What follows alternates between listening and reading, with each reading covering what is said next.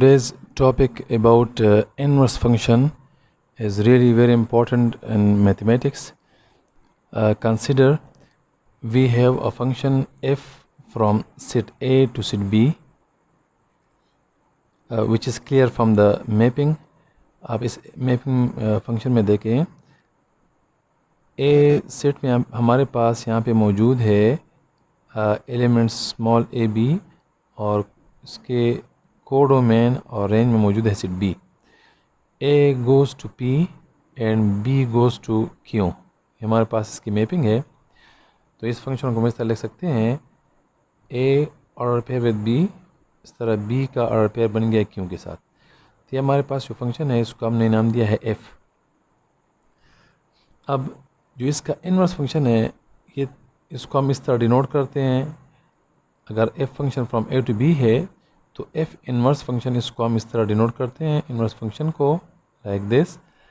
इसकी नोटेशन है which will be from B to A. इसका मतलब है कि इन्वर्स फंक्शन में हमारे पास p goes to a and q goes to b. यहाँ पे नोट करने वाली बहुत अहम इम्पॉर्टेंट पॉइंट ये है कि f फंक्शन में जो डोमेन है ये a b ये डोमेन है, तो ये इन्वर्स फंक्शन का रेंज बन जाता है. और जो यहाँ पे रेंज है p q, ये जो रेंज है f फंक्शन के लिए ये f इन्वर्स फंक्शन के लिए डोमेन बन जाता है. तो मीन्स f और इसके इन्वर्स फंक्शन में डोमेन और रेंज आपस में इंटरचेंज हो जाते हैं. ये बहुत ही इम्पोर्टेंट बात है. दूसरी बात ये, जब किसी फंक्शन का इन्वर्स पॉसिबल हो तो ये सिर्फ़ और सिर्फ तब मुमकिन है जब ये फंक्शन बाइजेक्टिव हो. मीन्स ये एक टाइम पे एट द सेम टाइम ये 1 to 1 भी हो और ऑन टू भी हो. अदरवाइज़ इन्वर्स किसी भी फंक्शन का पेयर पॉसिबल नहीं होता. यहाँ पे इसको जो डिनोट करने का तरीका है, इसका हरगिज़ ये मतलब नहीं होगा कि f-1 पावर यहाँ पे जो डिनोट करते हैं सिर्फ ये इन्वर्स फंक्शन की नोटेशन है. इसका हरगिज़ मतलब ही नहीं होगा कि ये 1 ओवर f ऑफ x के बराबर है. ये रेसिप्रोकल इसको हम कहते हैं मैथमेटिक्स में, लेकिन ये इसी फंक्शन का नोटेशन है. इसका मतलब ज़रूर इस तरह आप ले सकते हैं कि ये f ऑफ x और इसका होल पावर जो है ये -1 है. ये यहाँ पे ठीक है, लेकिन इन्वर्स फंक्शन का नोटेशन कभी भी 1 और f ऑफ x के बराबर नहीं होता. अब यहाँ पे जो हमारे पास ये मैपिंग है इसको मैं ज़रा यहाँ पे और क्लियर करता हूँ. f ऑफ a की वैल्यू p है, means the under function f the image of a is p. जैसे कि यहाँ पे हमारे पास है p is the image of a, means f of a is equal to p. q is the image of b, means under this function f of b is equal to q. यहाँ पे मैं लिख चुका हूँ. तो f of a is equal to p and f inverse of p, यहाँ पे f inverse of p will be a. f of a is equal to p and f inverse of p is equal to a. तो इसका मतलब ये है कि f inverse of f of a will be, इसके हमारे पास जो value है f ऑफ a की हमारे पास ये जो वैल्यू है ये हम पुट कर सकते हैं p. तो इसकी जगह हम यहाँ पे p पुट कर सकते हैं और f इन्वर्स ऑफ p की वैल्यू हमारे पास यहाँ पे मौजूद है a. तो इसका मतलब है कि f inverse of f of a is equal to a again. Similarly यहाँ पे आप देख सकते हैं f of b is equal to q. f of b का जो इमेज है वो है q. तो यहाँ पे मैं लिखा है f of b is equal to q and f inverse of q is equal to b. This implies f inverse of f of b. f of b की क्या वैल्यू है, हमारे पास इसकी वैल्यू है q, तो इसकी जगह हम यहाँ पे q पुट करते हैं and f inverse of q is equal to b again. तो इसका मतलब ये है कि अगर हम f inverse f एक टाइम पे अप्लाई करते हैं तो ये अनचेंज, ये बिल्कुल आइडेंटिटी फंक्शन की तरह काम करता है और ये डोमेन जो है ये अपनी जगह पे वापस आता है. यहाँ पे f इन्वर्स f दोनों एक दूसरे का असर या फिर कैंसिल करते हैं और b वापस आ गया है यहाँ पे. तो जनरली हमारे पास है f inverse of f of x is equal to x. लेकिन इससे भी ज़्यादा जो स्ट्रॉन्ग स्टेटमेंट है वो ये है कि हमारे पास अगर कहीं पे f of g of x से x आ जाए and also G of F of X, जो कंपोजिट फंक्शन हम ऑलरेडी पिछले लेक्चर में पढ़ चुके हैं, अगर जी का कंपोजिट फंक्शन एफ के साथ इसी भी एक्स आ जाए, then we are in position to say f and g are the inverse functions of each other. तो अगर कहीं पे हमने इनवर्स फंक्शन प्रूफ करना हो तो हमें इन दोनों को एक साथ चेक करना होगा। Now we have some important points to how to change and a function to its inverse, or how to find the inverse of a function in easy method. Now these are the important points. First, change f of x to y. अगर हमें एक function जिस तरह यहाँ पे हमें given है f of x is equal to x plus 7, तो सबसे पहले हमने इस f of x को y की शक्ल में लिखना है, number 1। Number 2, change the variables x and y। Question में हम x और y को फिर इंटरचेंज करेंगे। Third step will be solve for y, उसी इक्वेशन को फिर y की वैल्यू से मालूम करेंगे। In the last one will be replace y with f inverse of x, ये हमारा आंसर होगा। ग्राफिकली हमारे पास एक सिंपल सा रूल है जिससे हम जान सकते हैं कि एक फंक्शन है उसके इनवर्स का ग्राफ किस तरह बन सकता है। लेट्स से हमारे पास किसी फंक्शन का ये ग्राफ है, ये एफ ऑफ एक्स का ग्राफ है, और हमने यहाँ पे bisector of first and third quadrant ये लाइन जो ड्रा किया है, ये हमारे पास है y is equal to X का ग्राफ, ये लाइन स्ट्रेट लाइन।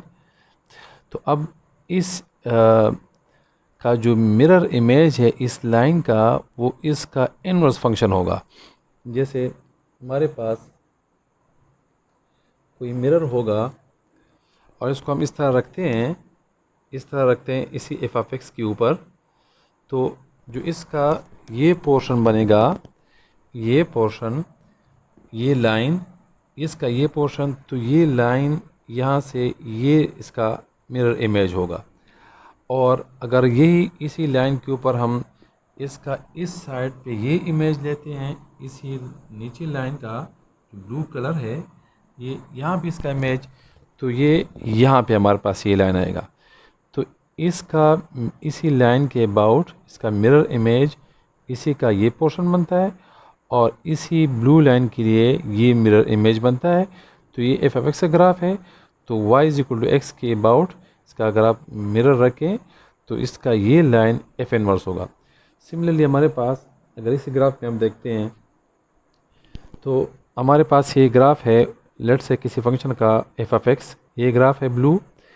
तो ये लाइन जो है y is equal to X, इसके अबाउट अगर हम इसका मिरर इमेज मालूम करते हैं, मिरर इस तरह रखते हैं यहाँ पे, तो इसका इमेज, इसी का इमेज यहाँ पे जो बनता है ये एग्जैक्टली यहाँ पे इस तरह आएगा। तो बिल्कुल ये इसका मिरर इमेज और यहाँ पे बन जाएगा। तो अगर ये फंक्शन है तो ये इसका इनवर्स होगा। अब न्यूमेरिकली अगर हमें कोई फंक्शन गिवन हो F of X equal to X plus 7, और हमसे क्वेश्चन हो कि find the inverse of this function x, तो इसका सिंपल जो हमने वहाँ पे 4 पॉइंट्स लिखे हैं, सबसे पहले हम चेंज करेंगे एफ ऑफ एक्स को y में। Let's say y is equal to 2x and plus 7।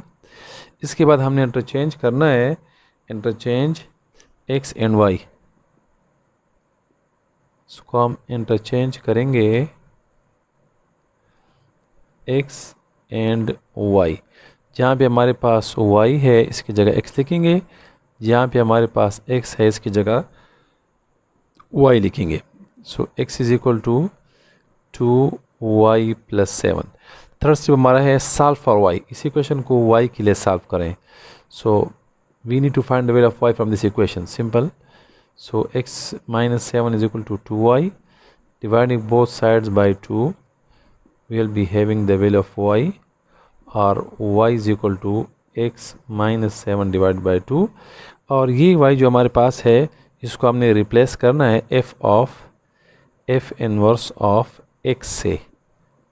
इसी y की जगह हम लिखेंगे f इनवर्स x, और ये हमारे पास जो है इसी क्वेश्चन का एफ इनवर्स होगा, और ये हमारे पास आंसर, इसी को ये हमारे पास इस इक्वेशन का इनवर्स है। न्यूमेरिकली अगर आप इसको देखते हैं तो चेक करना बहुत आसान है। इसी फंक्शन में आप देख सकते हैं यहाँ पे जो भी वैल्यू हम फीड करते हैं यहाँ पे 2 से मल्टीप्लिकेशन हो रही है, इसके बाद 7 ऐड हो रहा है।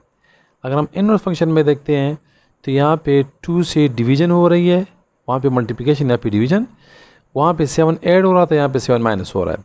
और सिंपल चेक इससे एक और आसान तरीका हमारे पास ये भी है कि हम यहाँ पे कोई ऐसा वैल्यू फीड करें जिस पे फंक्शन डिफाइंड हो। यहाँ पे फॉर एग्ज़ाम्पल हम यहाँ पे लेट्स से 1 पुट करते हैं।